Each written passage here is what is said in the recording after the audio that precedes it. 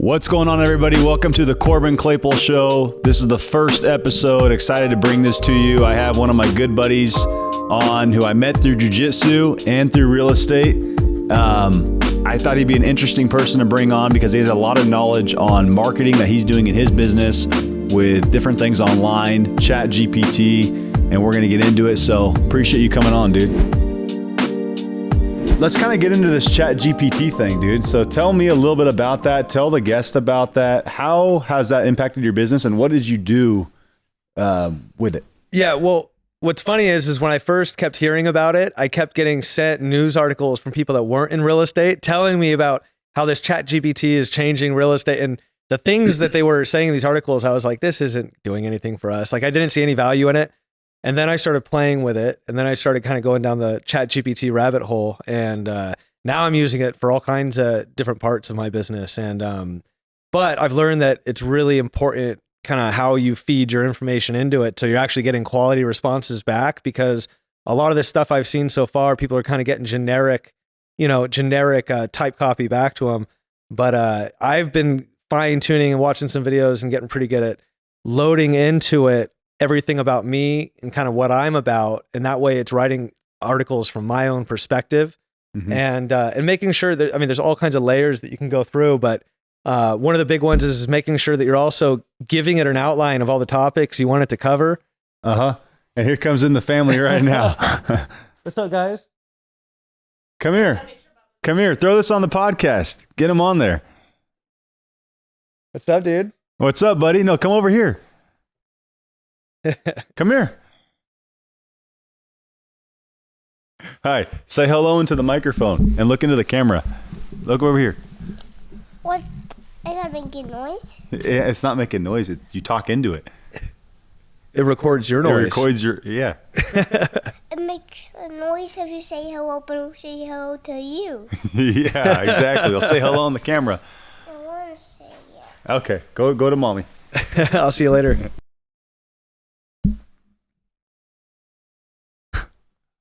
The jungle gym to get away. Yeah, right.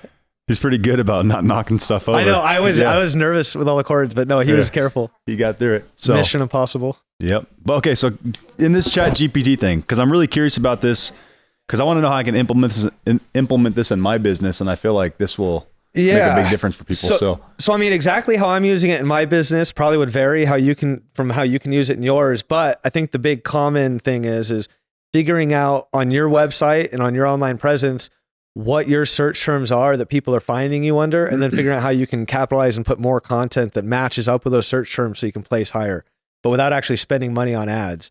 And that's the big thing that I started doing. I've already started seeing my traffic increase almost tenfold on my amount of impressions I'm getting on Google, and my placement has gone up almost half positions. So that's crazy. So what do you attribute that to? Just like Google putting your page at the top of the list, or? Yeah, so you can actually see in your Google Analytics how high you're ranking on average in those different search queries. So I can see, like, as of 3 months ago that I may have been averaging, 56th position, and now I might be averaging 12th position or second position every once in a while. So I can watch the position go up, and then I can watch the impressions skyrocket, and then the clicks follow right after that. Okay. And but one of the big ways I think that we've accomplished it is, like I said, it's all about front loading the ChatGPT with the information on how you want it to be approaching your topic, but also giving it answers that you want it to be solving.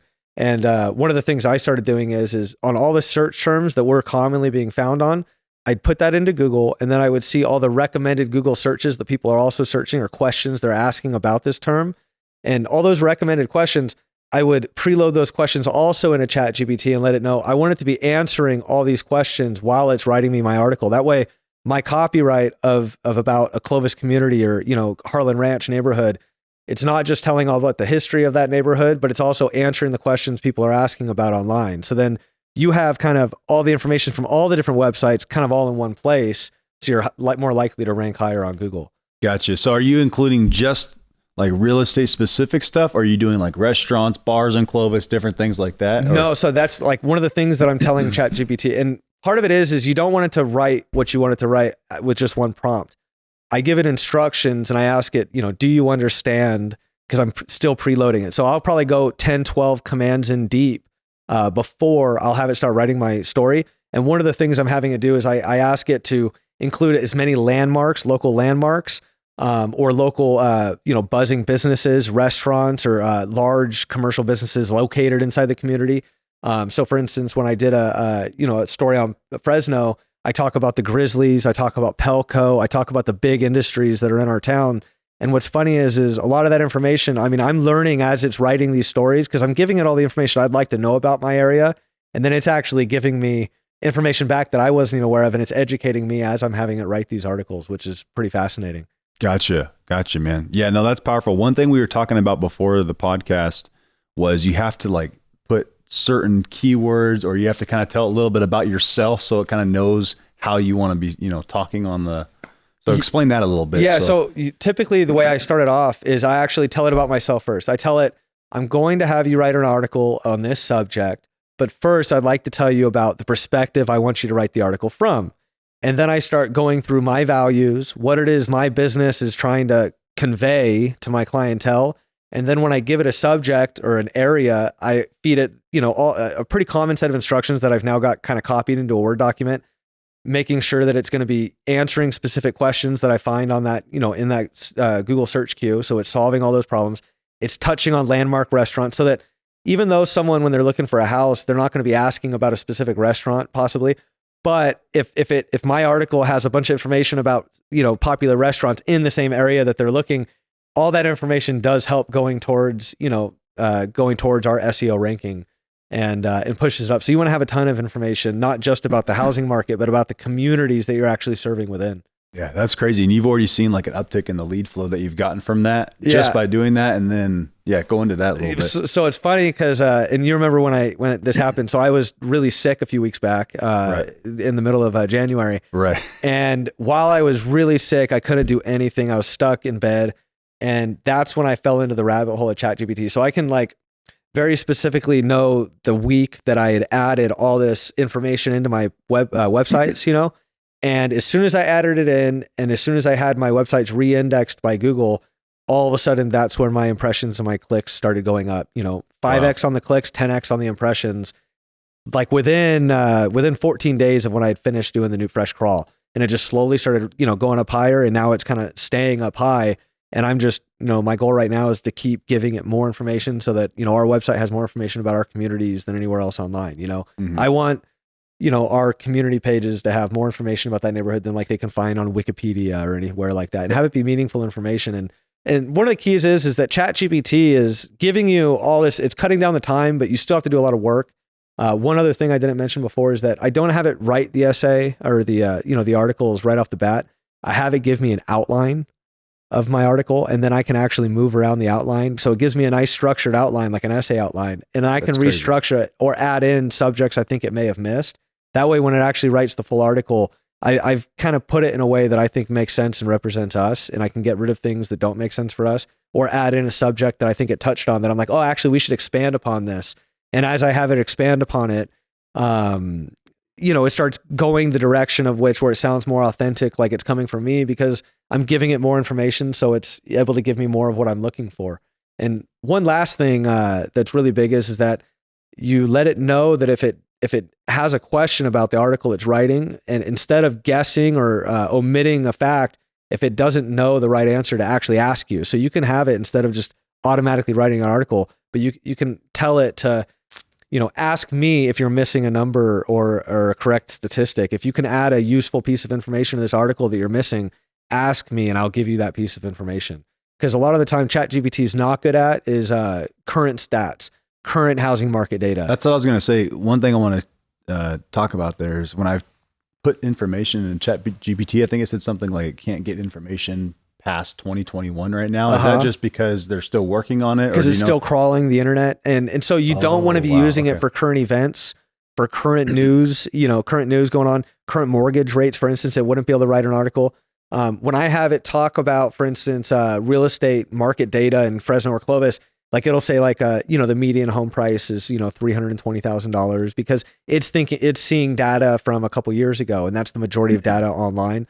So you definitely want to don't be having it write things and just posting it. You want to be proofreading, wordsmithing, making sure everything's accurate and correcting any market stats, right? Because you're the professional in your industry. But as far as getting a framework and putting together like compelling speech, it can do it honestly in a way better than me. And I mean, I told you that save you so much time. Save me so much time. Hours. I used to write a blog article, once a month, and now I'm trying to do one, every couple days. And I honestly could be doing it every day, but I feel like I was writing too much. But your productivity, the amount of time I spend doing those articles, now I can do 15 articles a month as opposed to one. And it takes the same amount of time, and I honestly think the quality went up because I'm still putting myself into those articles, but the amount of work that's getting done, before me ahead of time it cuts down the time tremendously. So this is on your Trafton team website. I have it on both. I have it both on our MLS portal on the FresnoHousingMarket.com. That's where I use a lot of community stuff. And then on the Trafton Home Team website, that's where I have it more so going into talking about us and what we do inside the community.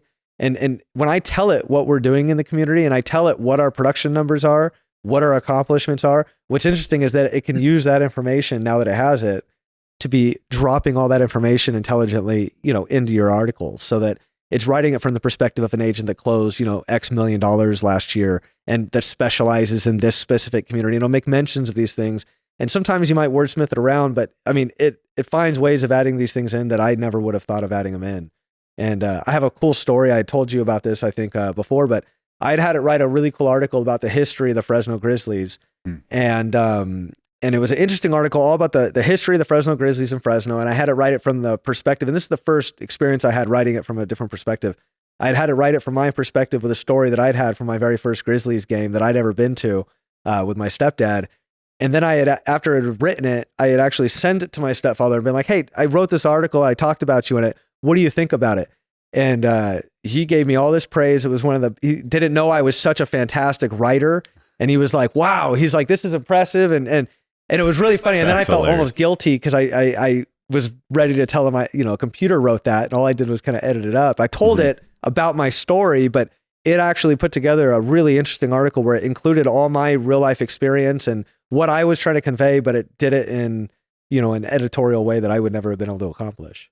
Dude, so something that I've seen on ChatGPT is all the negativity right now around, schooling, teachers worried that kids are just going to use it to write their essays. But the reality is that's just the way the world is going. And I think we have to embrace it in our business and just embrace AI in our business as well, because it's here to stay. And it's only going to get more and more progressive as things go on.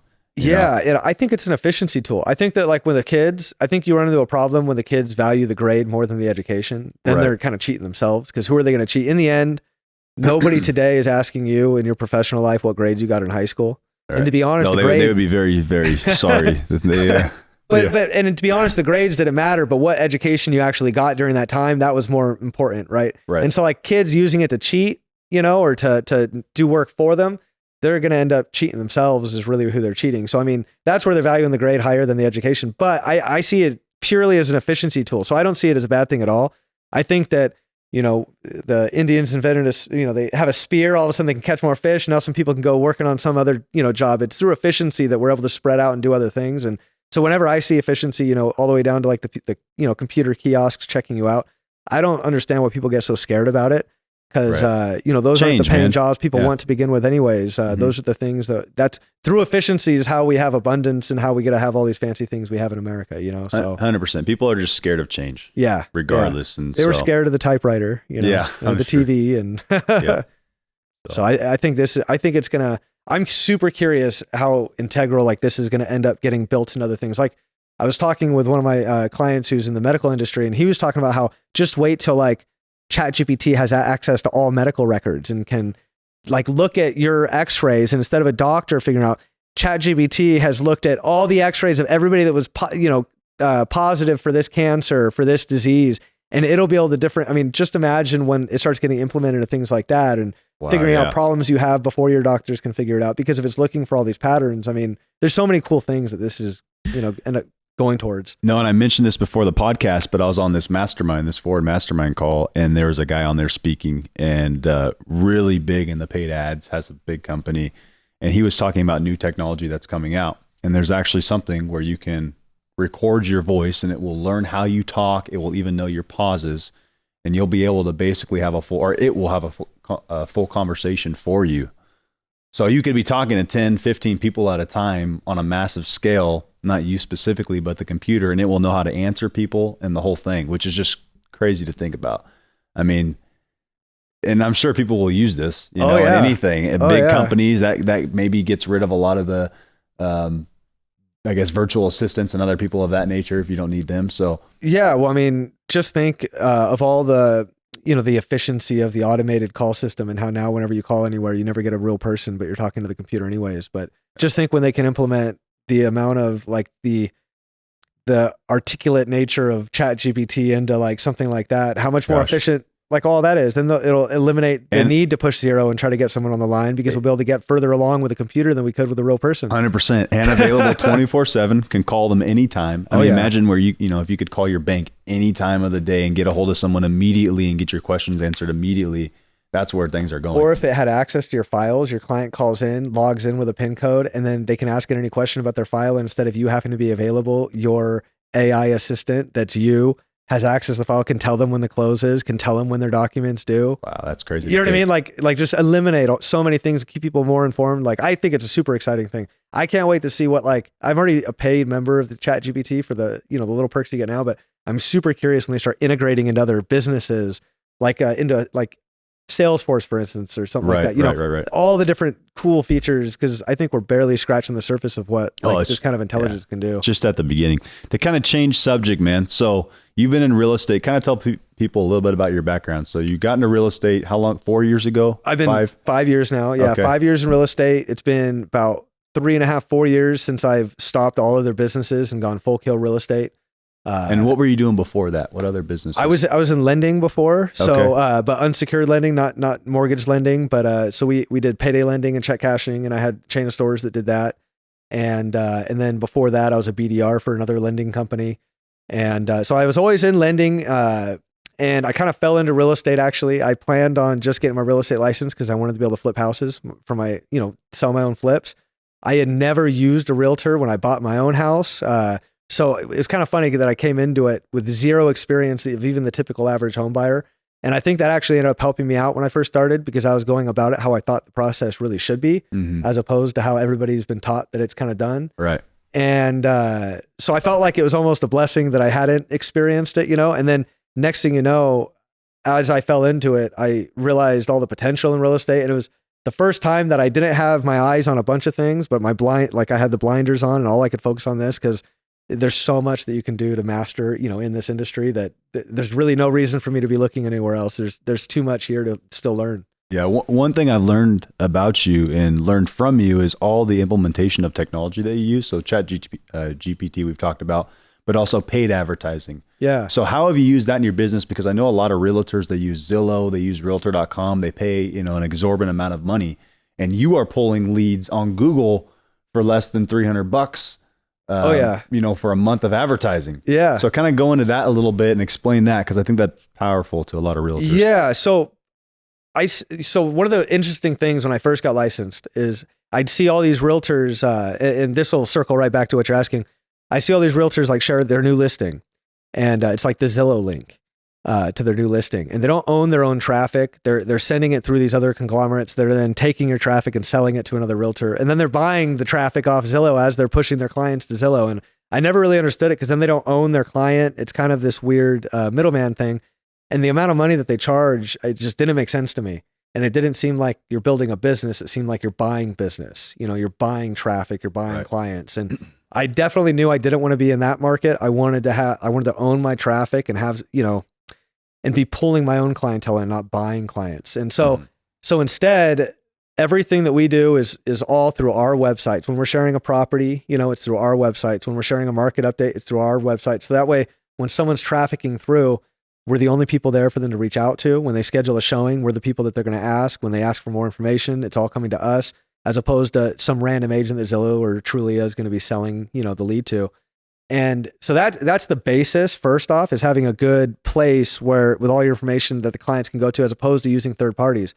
Once you've built that out and you have a place for these clients to be kind of funneling into and using technology to be touching them, because I'm like efficiency, talking about ChatGPT. Right. My whole business, I think, is all built off trying to figure out efficiency to where you could build out a system once, and then for the next 10 years, it's going to continue working in the background and making you more productive, right? And so I definitely spent the first couple of years building out the background of all these websites and our, CRM and making all that work properly. But as soon as all that was in place and I was tired of spending money buying leads, I realized the other thing is everybody spends all this money on their video marketing and it's really only advertising to their friends. They're not actually reaching new people, Mm-hmm. And so through the ChatGPT SEO stuff, that's our free way of getting, leads and whatnot. But we've been using YouTube ads primarily. And that's what I was, what I was talking about to other people. It's the ads you do are crazy. You do a commercial basically, right? With a family walking through the home. Yeah. We treat it like a commercial because I see it like as if that's the new TV. I don't watch TV. I haven't seen a TV ad in a long time, but I know those were like the Cadillac of advertising was a TV placement, and now everybody's on YouTube. And you can choose. I mean, the targeting abilities on YouTube, I think, are stronger, at least in the real estate market, than other markets or than other avenues right now that have kind of taken away our ability to target the neighborhoods we're looking for. But YouTube kind of still has it there, and average cost per click wise, YouTube's made more sense for us. And I think then instead of buying a client from a Zillow or something like that, you're building brand recognition, and it's more of a long-term hold where even though we're getting the traffic from the clicks, but even every person that doesn't click, that ad still is doing something and it's bringing us value long-term, as opposed to, all the people that Zillow didn't send to us. We have no benefit to that, and we're never going to own that traffic. And this is bringing people into our ecosystem. And a lot of those people, if they're not ready to make the decision, then it wouldn't have worked at Zillow anyways. But because now they're on our ecosystem, we're going to be able to keep touching them and keep reaching out to them. And when they are ready, now we're going to be the ones that are, serving them because we've captured them into our, circle of websites. And what does that look like? So you get a lead that just comes into your CRM. Yeah. And you have a follow-up. How long is that follow-up? Typically, are you emailing them, calling them, texting them? Yeah. So I do a little bit of everything. I do less calls than probably everybody else. Everybody's really heavy into, as soon as the lead comes in, we're calling them every, 6 times in 10 minutes. And I come from a place where I want to advertise the way I would like to be advertised too. I get very turned off from pushy people. I get very turned off from cold callers when I've told them I'm not interested and they continue calling me back, or I reject the call and they call me right back. I'm like, I'm busy.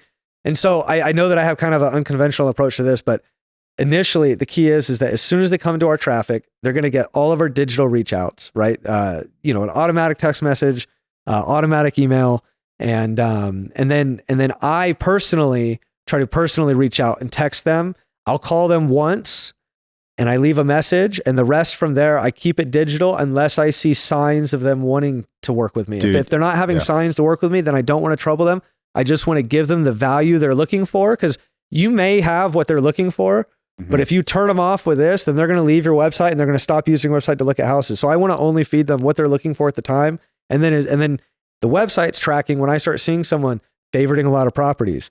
They start, not even requesting a tour yet, but they're doing hot activities. Right. Then it's time to start calling, because now they're warmed up. It means they're the right person. Dude, 100%. I think that text messaging is the new follow-up. I don't think calling people over and over again is as effective as it used to be. That's what I do. I do actually a first call. I try to get a hold of them on the phone. I leave a voicemail. I shoot them a text message, and then I send them my welcome email that says, hey, welcome to the Claypool Group, yada, yada, yada. Here's the application. Here's the documents that you're going to need to provide. Yeah. And after that, I actually have it on the board up here because I was training my loan officers. Day 1, day 3, day 5, day 7, day 10, day 12, day 15 with just text messages, but gentle text messages, not pushy. No. And people just respond trying to add that. value. Yes. And people respond to that. They'll respond on day 15. And it's funny because they will act like they didn't see any of the other text messages. Yeah. And I was like, oh, yeah, I'm looking to buy now. I'm like, okay, did you not see the other 8 text messages that I sent you? So I completely agree. Yeah. I mean, and you have to keep it going. And that's one of the reasons why drips and like automation is so huge. Because you want to have personal touches as well. Like it's all worthless without personal touches, but the drips are so important because like you were just saying, I'll have someone that messages me back finally on like the 45th text message we've sent. And like, I know I personally would not keep sending messages 45 times if I'm getting ignored every time, but because my computer's doing it, I don't, and I know they're value adding messages, only offering information, and not trying to sell them.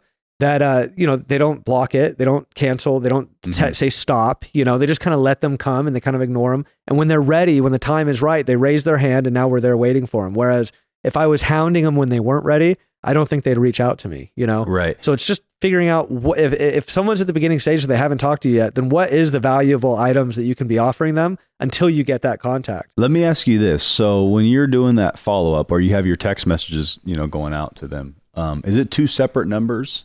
Like your personal number? Because that's the thing that I didn't personally like. I didn't like two separate numbers going out, but it still worked. It worked well. So tell me about that. So that was some getting used to, and I did a couple different things before I kind of settled to how I have it now. So now I have it set up where because I didn't want it to seem like it was like I'm trying to pretend like it's me, right?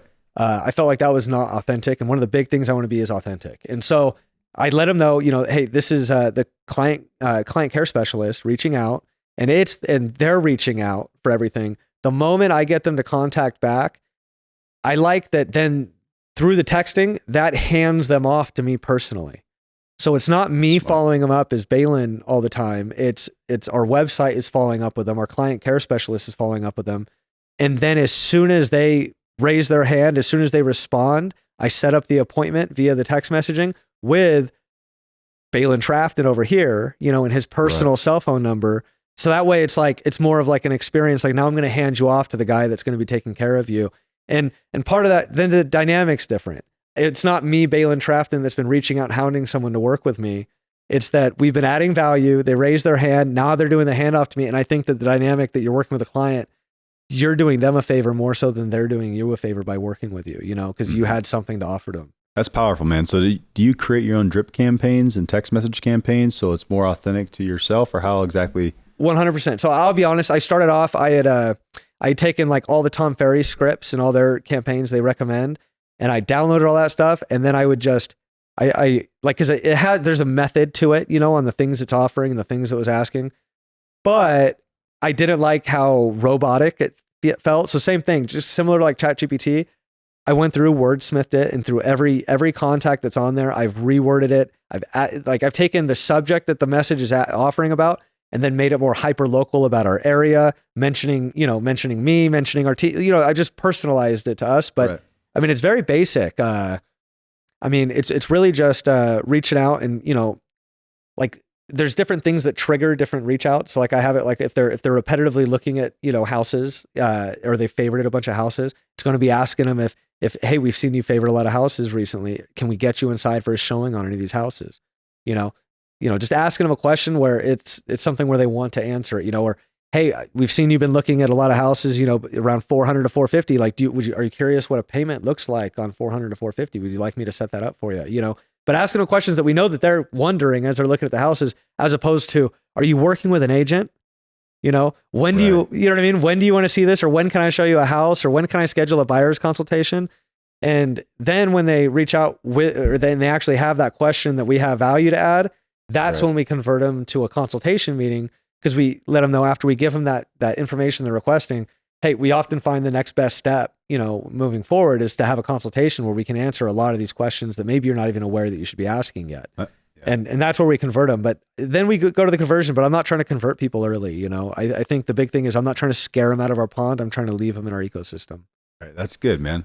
I like that. Yeah. That's good right there. I'm not trying to scare them out of the pond. I'm trying to leave them in the ecosystem. Well, and you can do it. I mean, you have a really pushy, real aggressive, and some of these websites have real aggressive follow-up campaigns. Right. And I just know I don't respond well to that. Yeah. And I know I hate spam calls. And a lot of people do, but Joshua Smith has like where, do you want to work with the people that aren't like you, or are you trying to look to work with people that you attract by being you? Like what's your avatar? What's your perfect client? 100%. And what I realized is advertise to people that are like me, and then we'll probably enjoy working together anyways more. The type of person that needs to be bullied into a call, into an appointment, or needs to be kind of pushed into a house, that's not the client I want, because I'm not pushy. And if they need to be pushed, we're probably not going to get the deal done. I'm more of serving my clients. I'm not going to force them into something. And I think the people that need to be forced into a transaction or forced into a relationship, I don't need that. And then they could have buyer's remorse. They can have all sorts of issues later down the road where they don't want to refer you business, or they leave a bad review.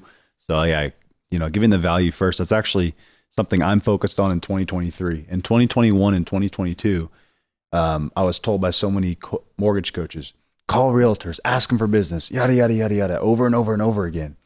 And every loan officer, because the business went down, started doing that. So it just became noise. So moving into 23, I was like, okay, I'm not just going to be spam calling realtors asking for business anymore. I'm going to figure out how can I provide the most absolute value to people.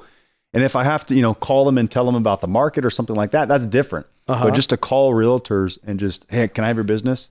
It's like, no, like you're not providing anything to get their business, right? Yeah. So that's something that I've learned in 2023 and why I've kind of done these business things, you know, the business planning event and some other stuff that I've coming up and really trying to like push that. Because your client is the customer or the person buying the house. Our client a lot of the times is both. It's the realtors, business to business and business to client.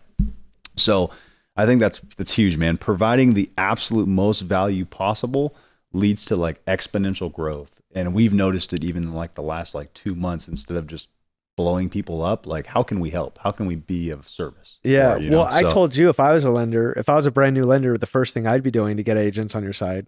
You remember? I don't remember. No. I said, if I was a lender, and this is what I would, because I think realtors would love this, and I think that they'd find value in it, is it's hard as a realtor to have reliable people that want to work open houses with you and whatnot. And then all these lenders, I see all these lenders driving to open houses to meet realtors.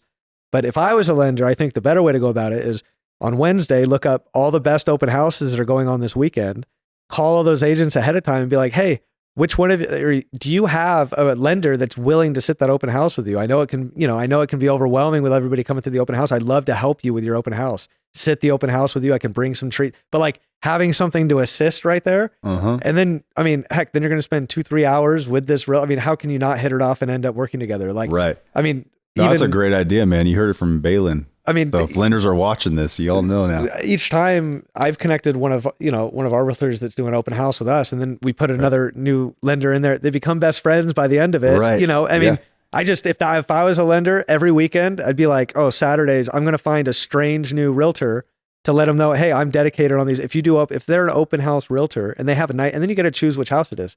Instead of waiting for one of your realtors to call you and ask you to work, you know, a $300,000 open house, you can choose your target neighborhood, your target price point, who you're trying to acquire, right? And literally go work with that, you know, and find that agent. And, you know, because most agents, they don't have a lot of the time, probably half the time, they don't have a lender at their open house. Right. And I know it's a huge benefit having a lender at the open house, able to answer people's questions, you know, and a lot of lenders aren't willing to go, you know, so I think that's a huge one. It's kind of similar to that, or this is kind of similar to that, you know, learning from Jeremy. And I already was doing this, but seeing him at his level of success,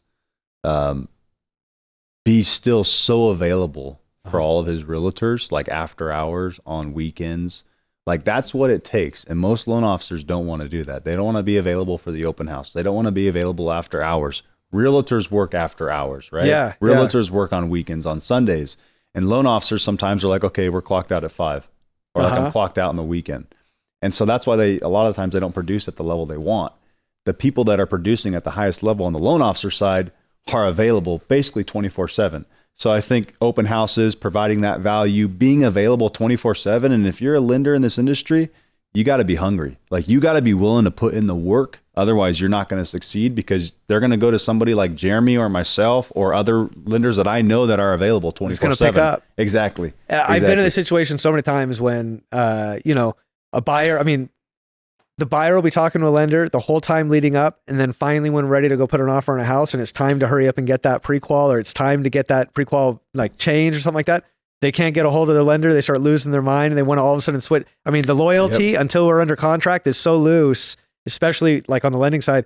It's huge to be able to actually be available. And the big thing is the more available you are, the more free time you end up having anyways. Like I find the more I end up, when I was working, you know, working all the weekends and working late at night, is kind of how finally now I can block off Sundays most of the time. It's because of, you know, going through all those things ahead of time. But especially when you're trying to build momentum, you've got to be available. We're in a business where our clients are usually working through the day, and the time that they're available is in the evenings and on the weekends. And that's just the way it is. Yep. So the perk is that, hey, on Tuesdays, we get to maybe sleep until 9 a.m., you know, if we really want to, because nobody's out looking at a house at, you know, 8 a.m. So take that as a pro, and then be ready to work at 7:30. 100%. You know? Yeah, man. I think we'll, dude, thank you for coming on, dude. We'll finish this off. I want to leave it, for you to say one last thing, man, something that's super impactful. just going off on a whim here, man. Just trying to figure out something that can provide as much value to people as possible to leave with. So yeah, man, off the cuff. Well, I'll tell you what. I just was given a book, and it was called The One Word. Okay. And what was interesting about it was an easy read, but the whole book I could sum up, pretty much into a couple words. So it was talking about New Year's resolutions. We all set goals every year, business goals, all these things. And instead of overcomplicating it with all those things, simplifying what one word would kind of accomplish all your goals, Mm-hmm. And like, so this year for me, I chose discipline, Right. but, and because in the end, all the problems that I'm trying to solve this year, I realized would all be solved if I had even more discipline, Right. And so I don't know. I think in the business, oftentimes if we wrote all our problems on on a piece of paper, we could probably find there's probably one thing that's keeping us from accomplishing all those things. And we don't have to overcomplicate it, focus on the simple part. And then like for me, I know if I'm more disciplined on when I wake up, if I'm more disciplined on when I get all my calls done, if I'm more disciplined on all those things, I'm going to hit all my goals, and all the problems I had last year aren't going to be there. So, anyways, maybe that'll help out, figure out what your word is for the year and make it simple. Cause in the end, all these things, like all the ChatGPT, all the online stuff, it's only complicated when we talk about it from a bird's eye view, but it's all really stupid simple when you break it down item by item, if you just execute and do it. So it's just like being disciplined, waking up, getting it done, moving on to the next thing. And then that's set up and it's done. Like all those drips, I did those years ago. Mm-hmm. And I fine tuned them, but they're done years ago. I haven't had to redo them or do it from scratch. Right. It's about getting the action done now when you're thinking about it, not waiting and planning on it being done a few years from now. Start planting seeds now. Love that, dude. That's really good. Where can they find you? And are you still recruiting agents onto your team? Yeah, we are recruiting. TraftonHomeTeam.com, and there's a spot where you can actually apply if you are interested in getting licensed, or if you are licensed but you want to take your game up to the next level. Reach out to us on there, and then even if you just have any questions, if you see something we're doing and you're curious about it, I'm an open book. Feel free to reach out. I'm happy to open up any information I have to you guys. Awesome. Thank you for coming on, dude.